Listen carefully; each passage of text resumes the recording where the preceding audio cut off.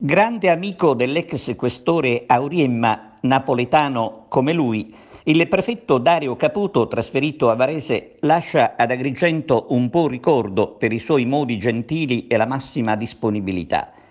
Gli agrigentini sono fatti così, si affezionano presto e ci restano male ogni qualvolta figure istituzionali devono andare via.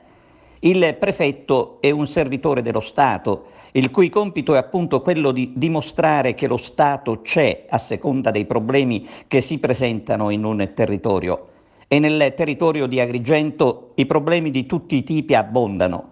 Ecco perché servono figure che sappiano affrontarli con la forza necessaria, forza ma anche disponibilità al confronto, perché alla fine si riesca ad averla vinta contro l'immobilismo.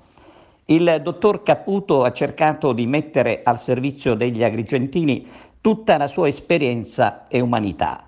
Adesso l'augurio è di trovare un'altra figura che sappia risollevare la provincia di Agrigento, che, lo ricordiamo, era passata da Umberto Postiglione nel 2008 a Francesca Ferrandino nel 2010, ricordata come il prefetto dell'informativa antimafia annullata, con il risultato di avere la grande incompiuta, ovvero il pluripiano di Piazzale Rosselli.